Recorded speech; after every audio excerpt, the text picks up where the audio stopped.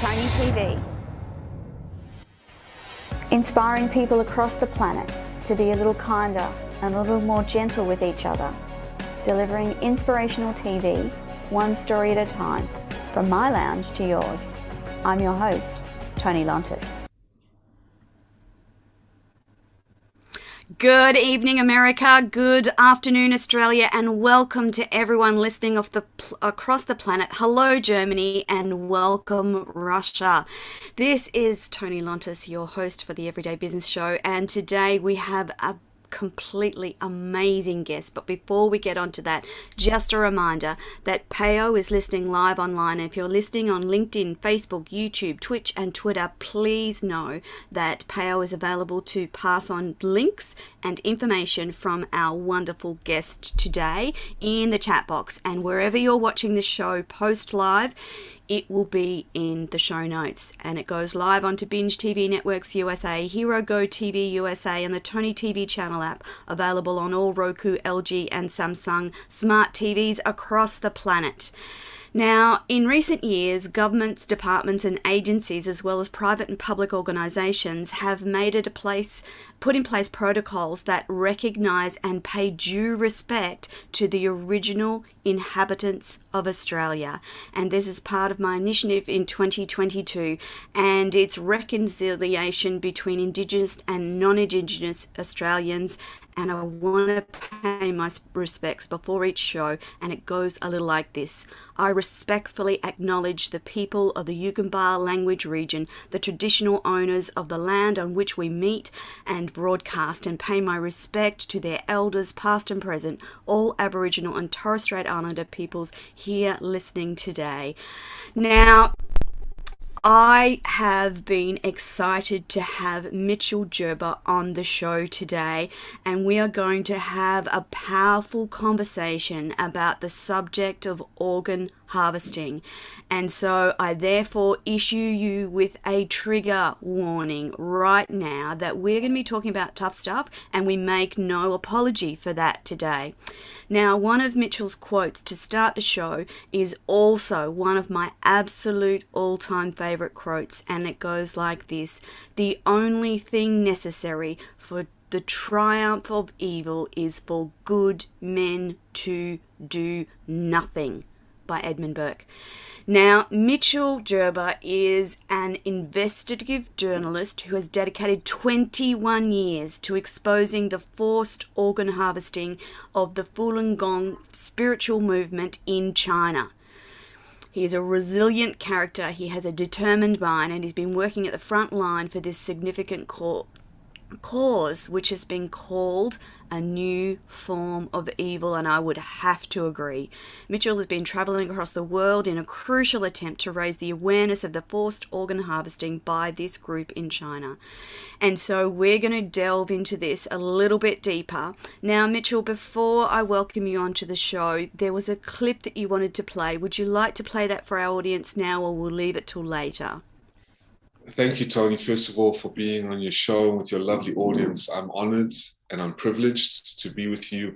I think for a little later, as I take you on the journey, I've got about 5 incredible clips. And as Fantastic. We get into it, I'd love to share. Yeah. Mitchell, you're joining us today from Vietnam, and I said to you before we got on the show that I was a little concerned for your safety, and we're going to explore the reasons why I asked that question throughout the show. But how are you, and how are things over there? It's pretty interesting. You know, I'm risking my life, Tony, and everybody who's watching, to expose a new form of evil just across the border in China. And I've been dedicated about 21 years of my life. I actually had my 42nd birthday the other day. And so half my life I've been exposing this, and I'm doing okay. But again, this is a communist country, very deeply involved with China's Communist Party. So I am a little bit at risk. But again, to fail to support what is good and to fail to expose what is evil is unacceptable. So I have to do what I can to expose it. So I put myself directly on the front lines to expose this, but I'm just grateful to share with you today. Now, Mitchell, let's get right into this. You described the organ harvesting as a new kind of evil that has not existed on this planet before. Why do you use those words? Those words were actually coined by the Honorable David Kilgour and David Mattis, the two esquires from Canada that first confirmed the allegations of forced live organ harvesting, Tony, in 2006 in a conference in Canada. About 18 hard-hitting points of evidence that confirmed that this spiritual movement, namely the Falun Gong, I know a lot of people have heard about the Uyghur Muslims and the Free Tibet movement and the House Christians, but the particular practice or spiritual movement, Falun Gong, was targeted by the Chinese Communist Party for eradication, where hundreds and thousands of innocent Falun Gong practitioners, under the command of the Chinese military, have been sent to state-mandated hospitals, their organs cut out of their bodies while alive, Tony, while the blood is still flowing and these people are alive, the organs extracted and removed, and then sold for hundreds and thousands of dollars, fueling a multi-billion-dollar business. And this has been going on for 25 years. Now, I was originally born in, Oh, yeah, it's quite profound. And as we take as we go through this journey, I'll share the clips. But a little background on me: I'm a humble investigative reporter, a reporter of the Jewish faith. I was born in South Africa. The only reason why I was yes. born the only reason why I was born in South Africa is because my family, whatever was left of them, fled Nazi occupied Lithuania and Hungary. And then I was born in South Africa as they fled as refugees. And then I moved to America to become the first in my family as an American citizen. And while I was studying in a top business school, about to intern at a very big prestigious investment firm, and become an entrepreneur, something touched me very deeply one day at a festival. It was an arts and crafts festival, and I attended, and I see these Chinese people practicing these slow-moving exercises, and I was very intrigued. I loved yoga, I loved Tai Chi, I loved meditation and martial arts as a child, and I was very into health and wellness. But at the time, I was very stressed out. I was handling all these leadership positions at the university, and I just needed a way out, a release, an anxiety, relief. So I came across this ancient spiritual movement, namely Falun Gong, and lo and behold, I realized that this was persecuted and banned in China, and they were killed for their organs. So, cut a long story short, 21 years later, here I am exposing this new form of evil. And now I would like to play the clip just to share what this Falun Gong is and why it has been persecuted. Thanks, Mitchell. Let me share with you, your lovely audience. Again, it's a pleasure to be with you, Tony. It's wonderful to be here. This is the first clip, everybody, what Falun Gong is. I think by giving you a visual, you'll see firsthand that it's nothing but peaceful, innocent, and spiritual. But here we go.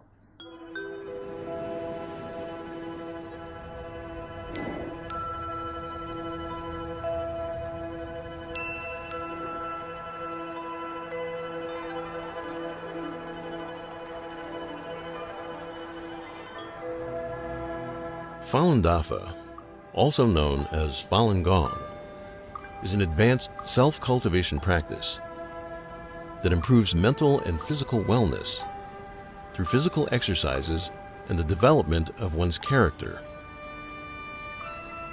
In China, cultivation practices have a history of thousands of years and form the spiritual foundation of Chinese civilization.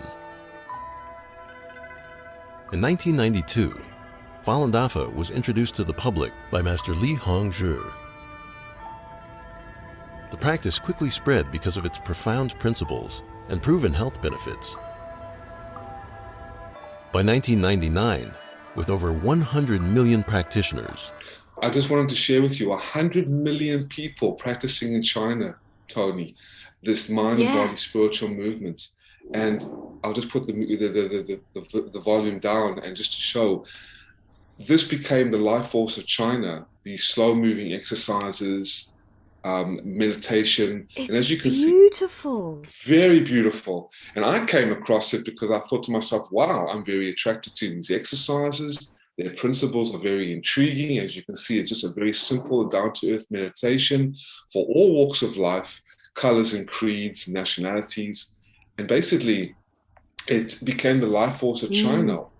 And, all walks of life back then, between 1992 and 1998, were practicing. And this is not extremist cult or some, diabolical religion. It's a very peaceful movement. And basically, many people were drawn to Falun Gong because of its healing effects. By practicing Falun Gong, you are improving your wellness, your health, your spiritual vitality. You let go of negative attachments and you become a better person. And this became the largest spiritual movement in China. And unfortunately, because it became the largest spiritual movement in China, it was outlawed brutally by the Chinese Communist Party in 1999. Wow.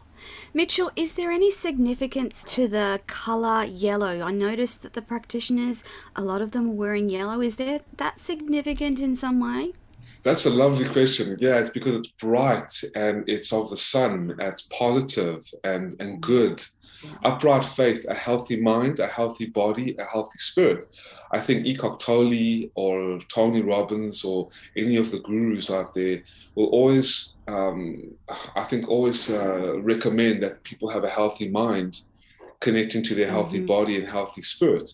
And to have a healthy mind, you associate it with yellow, positivity, truthfulness, compassion, and tolerance. Yes. And this is why it spread to become the largest spiritual movement in China before it was outlawed by the CCP.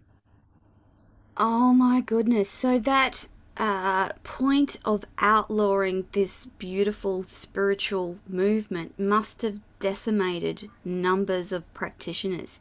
Is that what happened? Absolutely. And if I may, can I share with you another clip just Please. To add to your beautiful points? This practice was outlawed in China in 1992. And as you'll see by the clip that I'm about to share from the award-winning documentary, folks, Hard to Believe, which I'll share the link eventually at the end before I leave. Yes.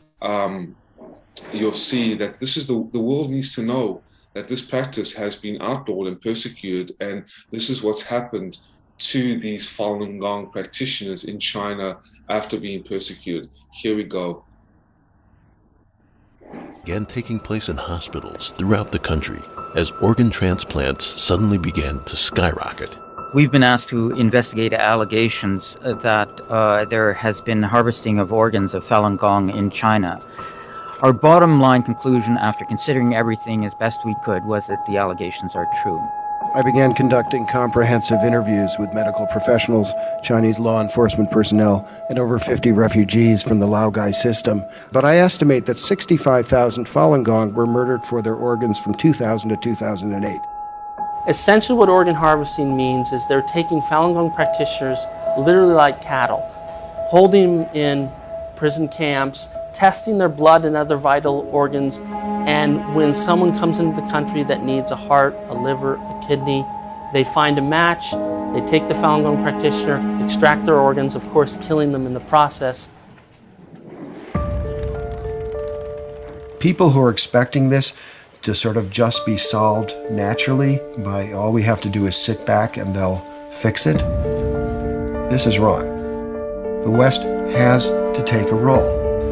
And the one role the West can do is say, these are our values. We cannot go beyond this. There are certain lines we can't cross. This is a red line. That's an absolute red line. Enver Tohti, the surgeon turned bus driver, says it's been 20 years since he removed the organs from that live prisoner. It remains a mystery why so few people have ever heard about the thing he says he cannot forget. This is my experience.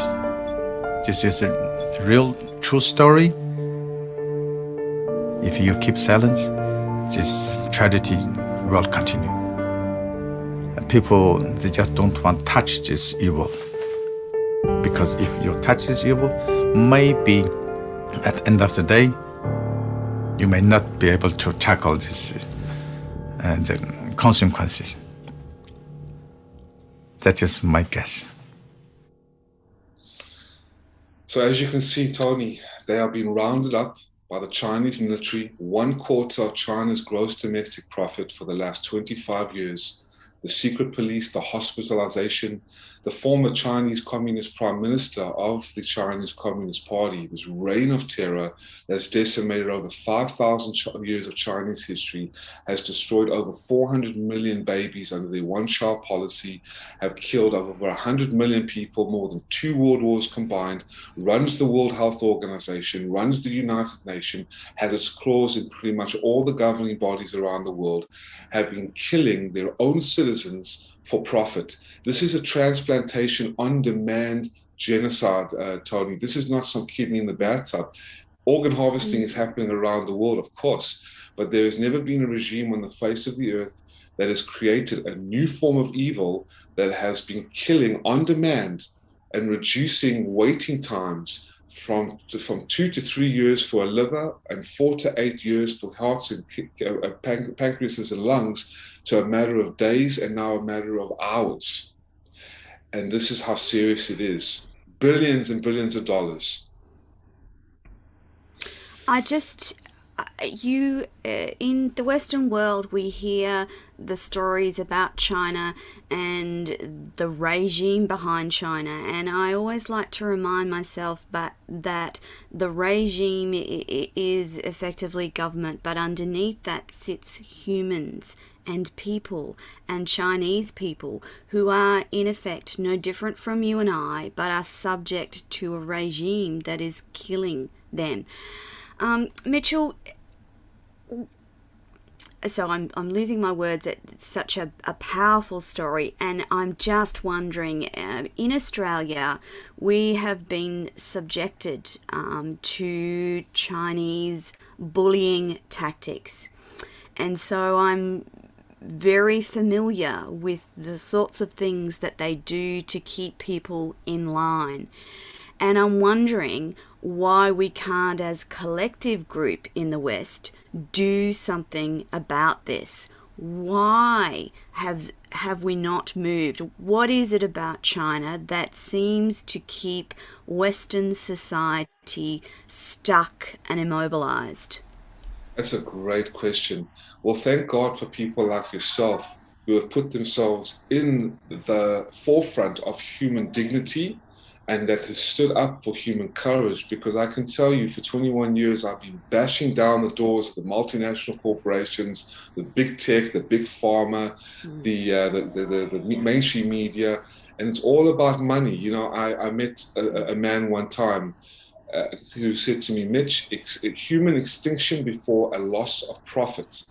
When you are having billions of dollars poured into the West and poured into China and the business deals, you're not going to say much, you know. I don't know if you saw the Golden State Warrior, one of the NBA teams, the National Basketball Association, talking about that he doesn't care less about the Uyghur Muslims. No one cares about the ethnic cleansing, and it's all about the bottom line. He's just admitted it, and at least he was honest about that. But for 21 years, you know, you try and expose this, and people see no evil, hear no evil, speak no evil because of the massive amounts of money and the political interests involved. That's why I take my hat off to you, Tony, because not many people have that kind of courage that you have and your team has and your incredible network has. And I just say keep on going and keep on exposing as much as you can, because people do not like the truth. Your audience does, because your audience knows the discernment of what is right and what is wrong, and thank God stands on the right side of destiny. But for many people, politicians, world leaders, government officials, ranking officers, multinational executives are all in bed, as well as the Australian government, unfortunately, based on a database that was leaked by the Australian, by the way, the largest newspaper in Australia, 1.95 million spies that have infiltrated into the UK government, the US government, and the Australian government with these communist-style policies, as you're seeing playing out in Australia right now. Yeah, I have to agree with you that I really don't like what I'm seeing. in that money seems to take precedence over human life and humans in general. And I don't like it, and I don't like what I'm seeing, which actually lends itself to our conversation today, Mitchell, about the preciousness of human life. And just as each one of those Chinese people that have had their organs transplanted, that's another human being that fails to reach the potential that they were meant to have, that fails to have children that grow up to be compassionate, wonderful, amazing humans. It's a loss of human life. And there's been lots of discussions in alternate media about this idea that the powers want to depopulate the world by multiple means possible. And you can kind of almost see that happening across the world in terms of the pandemic. But then if you add to it all these other atrocities that are happening with the Falun Gong and the Uyghur populations, and I just wonder if highlighting it is enough, because things have to change, don't they, Mitchell? They have to change, Tony, and we have some courageous and righteous souls out there against these enemies of God and enemies of good and enemies of our children that are trying to depopulate. And what you said, and you mentioned that incredible keyword, depopulation, transhumanization. The very people who have sworn to protect us and say, yeah, everything's going to be safe, just follow our way, are the very ones that are exterminating us. It's a great deception. And so they don't want the truth to unfold, but we as people that have a heart, have a moral conscience and duty and obligation to not only ourselves and our families, but to humanity, need to stand up. Because what is a person who cannot make the world a better place? So with that, I would love to share another clip from the award-winning documentary that will shed some light with your audience. And again, thank you folks for sharing with us today, because you guys are quite amazing. If it wasn't for you, I don't think I would be around to share this. So I'm grateful. The third clip I want to share with you, Tony, and your lovely audience, is, let me find it here, is also from the award-winning documentary. Take a look at this. Now, at the end of the clip, there is actually a doctor. The investigators that have disguised themselves as buyers of these organs, particularly the Falun Gong, is actually taped in the end. So you'll actually hear the doctor speaking live about, we just have like a lobster out of a grotesque restaurant, taking them out, cutting them open, and just selling their organs right there and then. It's insane. But here we go. By 2000, Falun Gong practitioners were disappearing into labor camps in mass numbers. At the same time, Chinese hospitals began promoting their organ transplant expertise. I'm David Matus, and with me is David Kilgore. Before I continue, these are the two gentlemen, Tony, that were exposing the organ harvesting and confirmed the allegations as true in 2006. And I'll get into them in a moment. And I would love to show you the testimony that I brought these gentlemen, as well as Dr. Toti, and to a child trafficking court in London to testify in front of the British Parliament. So I'll share that with you after this. Been asked to investigate allegations that there has been harvesting of organs of Falun Gong in China. David Kilgore is a former member of Parliament and former cabinet minister for Asia Pacific, and I'm a Winnipeg lawyer doing immigration, refugee, and international human rights law in Winnipeg. And we have now done our investigation, and we're producing this report. And I didn't know whether it was true or not, and so my task initially was to try to figure out a way of approaching the issue so that I could either prove it or disprove it and not just walk away and say, I don't know. The number of executions in China varied widely depending on who was counting. But Matus says no matter which number he used, the number of executions and the number of organs didn't add up. The transplant volumes increased substantially after the persecution of Falun Gong began. And I mean, there's a lot of other evidence, but the most likely explanation for the increase is the Falun Gong. We pursued every investigative trail we could find. In the report, you will see that there are 18 different avenues of proof and disproof we considered and evaluated. Our bottom line conclusion after considering everything as best we could was that the allegations are true. We believe them to be true, that this harvesting is indeed happening. Matus says what made Falun Gong organs especially attractive was the practitioners' healthy lifestyle. They do not drink or smoke. On many of the recordings of phone calls made to more than 100 Chinese hospitals, doctors assure callers that transplant organs are from healthy Falun Gong practitioners. Okay, so here we go, folks. Here we go, Tony. This is one of the recordings. Just listen to what he has to say, the doctor. 都是那种健康的法轮功是吧？健康的法轮功。对对对，看这个血好好的查那种，因为这种东西，这要保证质量的。那是都要你像你们都要做监狱自己挑选是吧？对对对，肯定。We'll just go pick them out of a tank, out of a camp, over 252 concentration camps, 3,000 hospitals, turning the doctors into murderers. And as you heard the doctor, we'll just pick them out of a there's a match, a blood match, forcefully blood tested, and just pick them out of the camp like a lobster out of a tank. On demand. Wow. Transplant on demand. Wow. Okay, so I'm wondering, those brave investigative lawyers and journalists, are they still alive? They are. I actually brought them to a child trafficking court at in London to share. I would love to share a little bit of a clip of that, just so people, with the skeptics there. Please. Because I love when I get the skeptics on my side. A lot of people will question everything until the truth is confirmed, and when you get the skeptics on your side, it becomes irrefutable. But this is what I'm about to share with you, and to answer your question, Tony. Yes, they are still alive, even though our lives have been placed on the line. But as you'll see here, this is at the Child Trafficking Court, the International Tribunal of Natural Justice.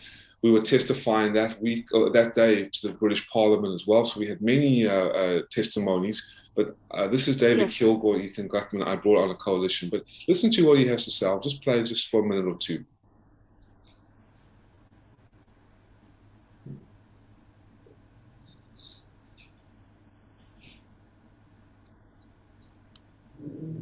Oh no.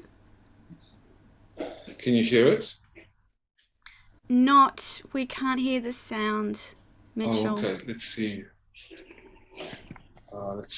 How about, is it maybe the, okay. Is there anything, what about this? Can you hear now?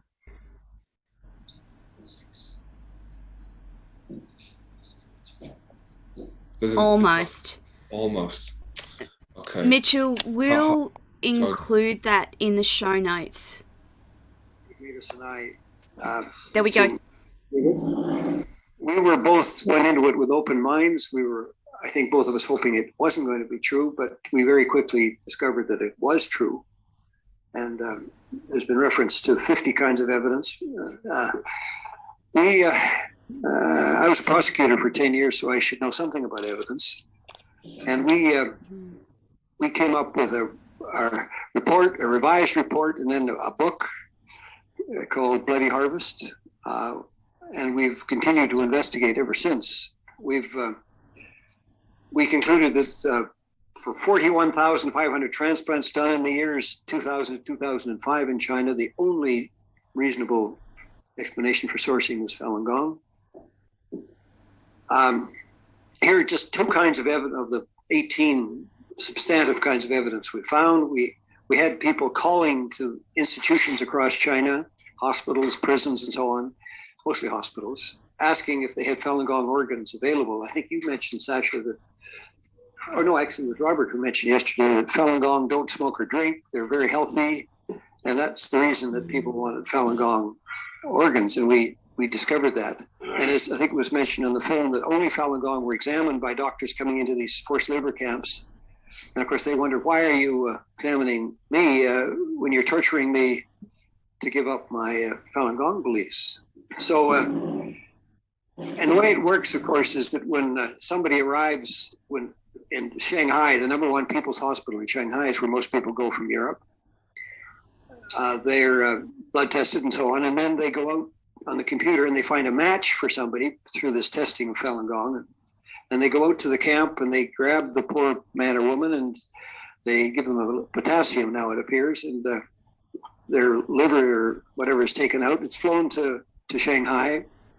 And somebody comes back to London with a new liver, and they're probably told they're getting it from a convicted murderer. Well, of course, they don't want it from a convicted murderer. They want it from a Falun Gong practitioner.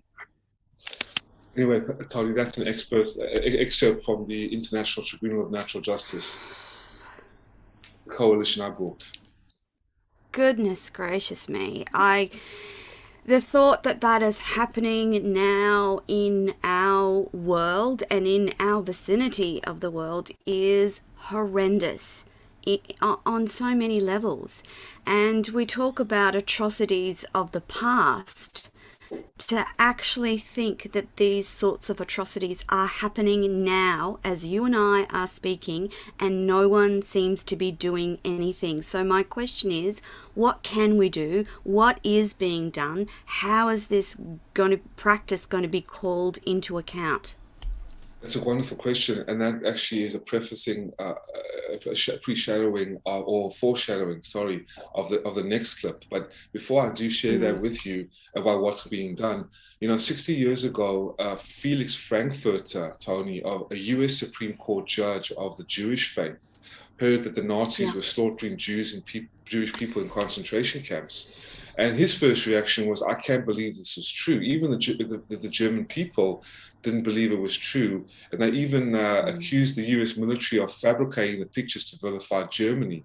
So even some demanded that if such a horrific thing is happening around us, how come we have no idea about it? It was only until the US and the Soviet soldiers liberated the camps and found all the Jews being massacred and gassed that people start to believe it. But what is actually happening is there's the China Tribunal, ChinaTribunal.com, and it is basically a coalition that was established by Sir Jeffrey Nice QC, who was the former prosecuting attorney to Slobodan Milosevic, the Yugoslavian dictator.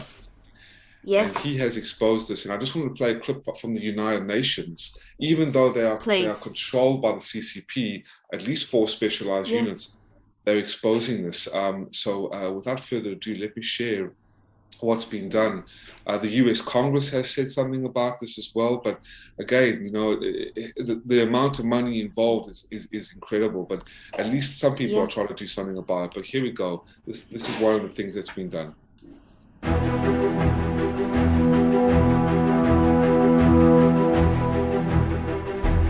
Mr. Vice President, the Durban Declaration affirms the urgent need to prevent, combat, and eliminate all forms of trafficking in persons, including organ trafficking. China Tribunal, a people's tribunal chaired by Sir Jeffrey Nice, considered all available evidence and concluded that forced organ harvesting from prisoners of conscience, including the religious and ethnic minorities of Falun Gong and Uyghurs, had been committed for years throughout China on a significant scale, and that it continues today. This involves hundreds of thousands of victims. Acting on independent legal advice, the tribunal concluded that commission of crimes against humanity against Falun Gong and Uyghurs had been proved beyond reasonable doubt, victim for victim, and death for death. Cutting out the hearts and other organs from living, blameless, harmless, peaceable people constitutes one of the worst mass atrocities of this century. Organ transplantation to save life is a scientific and social triumph, but killing the donor is criminal. Government and international bodies must do their duty not only in regard to the possible charge of genocide, but also in regard to crimes against humanity, which the tribunal does not consider to be less heinous. It is the legal obligation of UN member states and the duty of this Council to address this criminal conduct. Thank you, Mr. Vice President. And this was from the China Tribunal, Tony, which people can actually go and research and read the reports. But at least that's being done. Yes. So we need to do more, obviously, but it's not easy. Mitchell, I'm curious as to, so I understand from a human perspective, people hear about these horrible things happening, and unless it's happening to them or around them, they disassociate themselves. I can understand that reaction. What I'm curious about is that there are beautiful Chinese people living across the world. Why are they not saying anything? Is it that they fear for their lives if they speak up against the Chinese regime? Is that part of it? What stops people speaking up, and what stops inaction from more people, more groups that have the power to make an impact? It does. It is to do with fear and a lot of profit involved and money involved. And let's be clear, it's, this is not about the Chinese people or the Chinese civilization or even China. The CCP has such strong control, economic ties, political interests in many government official bodies and organizations and multinational corporations, etc., that the fear of exposing this, because of the loss of profit and the loss of political power, or even the bullying of this regime on places like Taiwan or Hong Kong. And God bless the Taiwanese people and even the Chinese people who have fled China to expose this, the doctors and the lawyers and the bishops from the house Christians and the Catholics have also been persecuted and killed for their organs. But they're very courageous people, few and far between, exposing this because they just don't want to get involved because they do fear their families. I remember when I was at one of the top 10 business schools in Atlanta, Georgia, in America, in the South. And when I was doing booths out of my own volition to try and raise awareness at the university, there would be Chinese students that would be coming to me and saying, we do support you, but we can't expose it with you because our families, they're monitoring us. There are Chinese spies in the Chinese student associations monitoring their activity. Their visas could be cut. They could be detained. Their families sent off to labor camps. The communist regime has their claws and control into all walks of life of their business. So that even more ties their hands. It's almost blackmail or putting a gun to your head and say you can go to the Western worlds, but if you say anything about Falun Gong or in the boardroom meetings, if you say anything about Falun Gong, because the world wanted to know why such a life force, such an impact, such an influence of such an ancient spiritual movement, one of tens of thousands, right? There's many Qigong, Tai Chi, health and wellness spiritual movements in China. So why Falun Gong? Because it became the largest spiritual movement, the stark ideology, contrasting goodness with evil, the CCP's history of killing and murder and totalitarianism versus very just ancient traditional values to learn how to be a better person. And the organs, after the Chinese communist regime did investigative research on the medical health and the efficacy of their organs, they were cracked down on. But very few people come to are exposing this, and this is why it has gone on for so long. It is a massive country with a huge population, and it does appear from my limited perspective that China has its tentacles spread throughout the world. And again, we've talked about their continuing bullying tactics of Australia, and myself, I have shouted at the television so many times about why are you standing up? Why are you taking that behavior? Why are you just not saying no? And it comes back to money, which is just appalling because it values money and profit over human life, and that's not how I want my grandchildren raised. That's not how I want the world to be when I leave this place. That's not how it should be, because human life is precious. Now, one of the questions we had, I had down to ask you today, Mitchell, was around who actually controls China for the last 50 years or so. Is it the Communist Party? It is the Chinese Communist Party. It absolutely is. And it's a reign of terror, Tony, that not many people come to understand. The Chinese Communist Party, like many regimes, they killed in order to conquer. The Chinese Communist Party conquered in order to kill. And I just want to share a great documentary, because I don't know much if we have got much time, but there's a great documentary that people can learn about what this reign of spectre is. And this is it right here. It's called The Spectre of Communism, how the spectre of communism is ruling our world, from the Epoch Times out of New York City, an extraordinary editorial newspaper. And this is the spectre of communism. And, you know, people can learn about how communism, the devil bent on destruction of humanity. The Chinese Communist Party has ruled China for the last 100 years. Under their rule, between 100 million to 400 million people have been slaughtered, also unborn and born babies. 5,000 years of Chinese culture decimated, the invasion of Hong Kong, Taiwan as well. And it's just so shocking that this kind of mass murdering regime is now having the Olympics now. Talk about hypocrisy. They bribed the Olympic Games. They're doing business with the Vatican.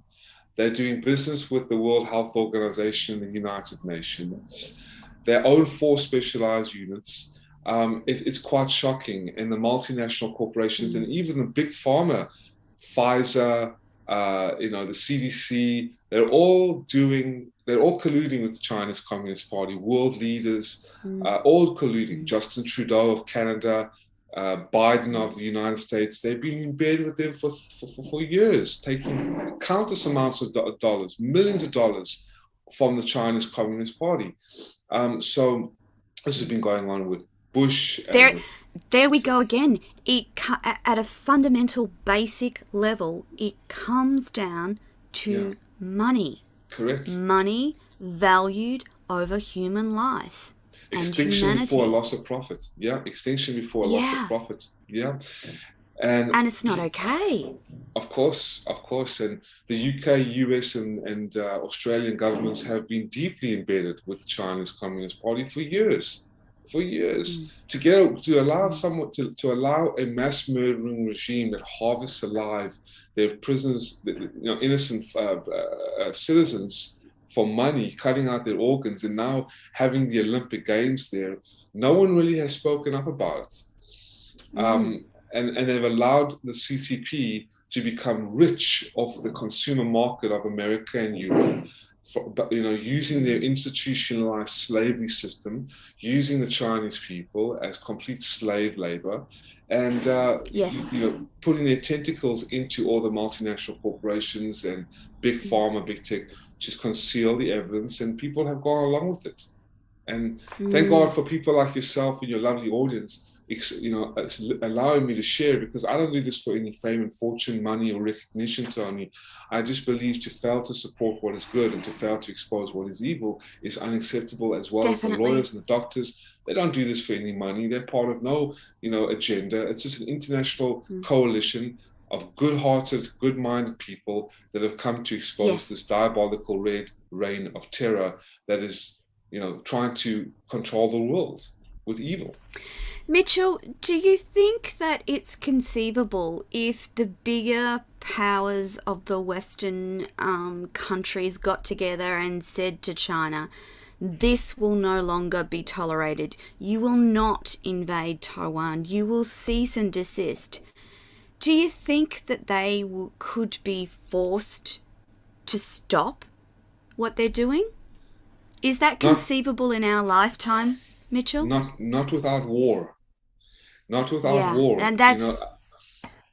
and we don't want to go to war. I mean, we built up a monstrosity, a reign of terror, which has been just released into our backyards. And you made a point, Tony, that if it's got nothing to do with people, why even worry? Well, before about 5 years ago, even 3 years ago, the CCP was not even known by most people. If you mentioned the CCP, people would think, is that a new basketball team or major league? What is that? A new cricket team? But now after the CCP virus, and I don't even want to open up that can of worms or that Pandora's box. I know, that would be a whole nother conversation. A whole other conversation of the CCP virus and the pandemic and the Western US scientists involved colluding with the Chinese Communist Party. And who do you think runs the Wuhan lab? The CCP, right? So even though we won't get into it, how many people's lives, folks, have been affected by these lockdowns? Correct. And this CCP virus, man-made in the Wuhan lab. This is not conspiracy theories. This is on mainstream media now, that all roads lead to the lab leak in China. What was going on in the Wuhan lab? Very suspicious. And it's all controlled by the Chinese Communist Party in China. So not only do you have the organ harvesting concocted by the same prime minister or former dictator Jiang Zemin, who not many people know about, but also the CCP leak of the virus that is man-made and US patented, by the way, into the rest of the world, and has caused this dystopian nightmare of these lockdowns, of these PCR tests, of these vaccine mandates and passports, which are disguised as CCP social credit score apparatus. No, there's something, that's why all roads lead back to China. China is the center stage out of the CCP. Mitchell, before we run out of time, I just want to know what people can do as individuals. What can we do? Before I share that with you, Tony, I have one more clip, if I may, just to end out everything. Because I know you've been so gracious for allowing me to come here and to grace your lovely show today. This is called, and I wanted to share this with you, the Genocide of a Lifetime, and then I'll share exactly what people can do. But here we go. This is the last clip. There are no human rights in China, and the most outrageous example of no human rights in China is killing a peaceful community of Falun Gong practitioners and Uyghurs, who are Muslims, and Tibetan Buddhists, and Christians, house Christians, for their organs, kidneys, livers, and so on, and then selling the organs to wealthy Chinese or foreigners, and the people are killed in the process. The belief that I have, I share with David Kilgore, that organ harvesting is widespread in China, and it is restricted almost exclusively to Falun Gong practitioners. The Falun Gong are to the Chinese regime of today what the Jews were to the Nazis during the war. And we should all take note of this and look at China with new eyes. There's no evidence that Falun Gong is a cult of any sort. There's no evidence of political action to try and bring down the Chinese government. There's no evidence of anything other than a deep desire to be left alone to practice their spiritual beliefs in peace and to not be locked up and murdered. David and I have met Falun Gong practitioners in probably 50 countries. Or even more, maybe. Okay, all walks of life, all ages, all backgrounds, all education. I've found them to be a wonderful group of people. Yeah, I mean, I wouldn't disagree with any of that. I mean, Falun Gong, first of all, it's not even an organization because it's a set of exercises with a spiritual foundation. Everything's on the internet. You don't pay anything. You don't sign up to anything. You can start whenever you want. You can stop whenever you want. You don't even have to tell anybody you're doing it. Their principles are very simple and ethical. And I mean, all of that is true. And Tony, I found them to be a wonderful group of people too, attract the qualities of the Jewish faith. I've been an investigative journalist. I've tried Falun Gong. I've read their literature. Phenomenal group of people, and they've been targeted so badly. So what people can do? Well, I think, Tony, the most important is the awareness. We can't start a war with China. I'm a peaceful person. You are too. And I think we can do our best to just discern and be aware. So what I think people can do is go to read the reports. First of all, if people are interested in yoga or Tai Chi or martial arts, I would suggest, and allow me to share the site briefly, you can go to faluninfo.net and faluninfo.net, and I'll show you here quickly on the best way I can share with you. Everybody can go to this website, This is a brilliant website. It's from the Falun Info Center. I found it very impactful. What Falun Gong is, why 100 million people are targeted, and why the Chinese government has been killing these people. And here, people can view award-winning documentaries, your voice can end the persecution. You can act now if you'd like to show a little bit more of a support. Yes. This particular website, stoporganharvesting.com.org, I advocate for, as you can see, these were taken off the website of the Chinese government's website. The corneas for 30,000, lung 150,000 to 170,000. These are the kind of prices that have been, the government has been using to sell these organs at. And I think one of the last, this is for the skeptics out there, for the avid readers, for the scientists or the lawyers out there that really want to learn about this in evidence form, the Mattis and Kilgore report. This is Doctors Against Forced Organ Harvesting. Yes. And the last website I wanted to share with you is there's one more. Here we go.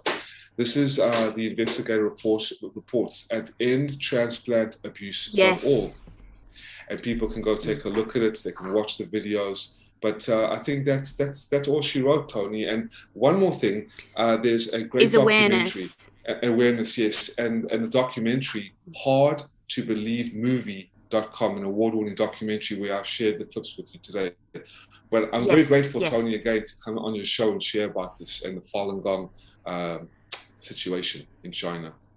Mitchell, I'm really appreciative that you've come on the show and given us an understanding of what these atrocities look like. And just a reminder to the audience, this doesn't mean that you can go out and hate on Chinese members of your community. Yeah. This is not what Mitchell and I are saying. Please don't hate on them for what their government is doing.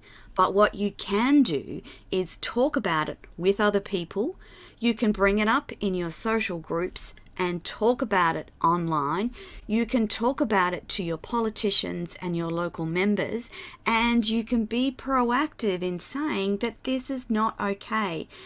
It actually takes a groundswell of human beings coming together and putting energy into stopping this practice. I'm a great believer in individual action together in a group, being able to change the things that we don't like about humanity. One of those would be communist politics. They don't seem to have good outcomes anywhere in any of the countries that they're predominant in. And in particular, we know in Australia that the things that are happening in China are not okay. Their push for power into Taiwan and the Asia Pacific region is, quite frankly, scary at times, Mitchell, and I've watched it and we've seen it play out.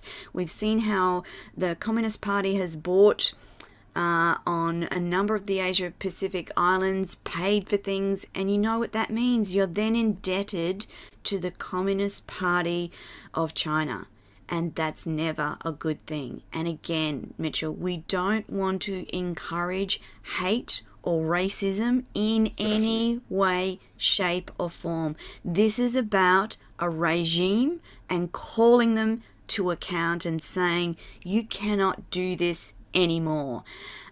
Mitchell, from a high level government perspective, is it possible to have great change without that groundswell of awareness and small people talking in groups and creating awareness? I love what you just said, by the way. You nailed it. It's not about the Chinese people at all. It's about the CCP, doing this diabolical evil to the Chinese people and the rest of the world. And to add to your point about high-ranking government officials, I think it takes courage. I think it takes courage to stand up for such evil and say, no, we're not going to take your bribes. We're not going to allow you to buy property in our countries unless you stop this heinous new form of evil against innocent people, prisoners of conscience, minority groups, because that is a courageous person. But I have yet to see that. And by the way, only 4 countries have banned organ tourism from China after realizing about the Falun Gong being slaughtered. One has been Israel. Oh my goodness. Yes. One's been Israel, the Knesset, the Jewish, the Ancient Rabbinic Council. They passed a law, a transplantation law in 2008, forbidding any of its citizens to go to China. Then you have the little courageous country, Taiwan. You have Spain, the Spanish Parliament, and now hopefully Italy and Scotland are going to come through. But nothing from Australia, nothing from Canada, nothing from the US. Just gonna say, so you've got Australia, Canada, and the US, and that's something that people can work towards. Outlawing organ donor tourism to China. That's absolutely something we can do.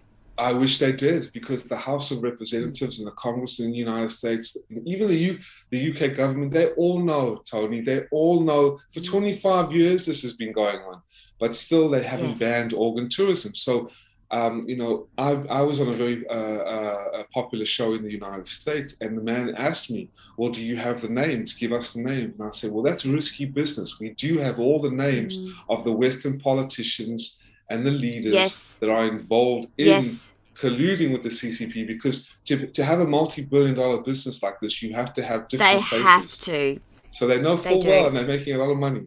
So these people need to be brought to justice, and they will. That's the next stage. Mitchell, we are unfortunately completely out of time. It has been my absolute privilege to have you on the show and share your information with my audience and the world in general. I look forward to chatting again soon, and hopefully with some more inspiring news. But thank you so much for coming on the show, being brave enough to highlight these issues, and we appreciate your information and your clips today. Mitchell Gerber, thank you so much. Oh, it's an honor to be with you, Tony. God bless. Thank you for all your beautiful, courageous work. You're a godsend, and I've just been really honored to be on your show, to share about the Falun Gong and to share about the CCP, hearing these people. And I look forward to seeing you and your lovely audience again. Fantastic, Mitchell. Thank you so much. Lovely people, that is our lot for this week. I'm Tony Lontis, and you've been watching the Everyday Business Show with Mitchell Gerber. Bye for now. Thank you for watching and listening to Tony TV. For more inspirational stories, join us next week. Bye for now.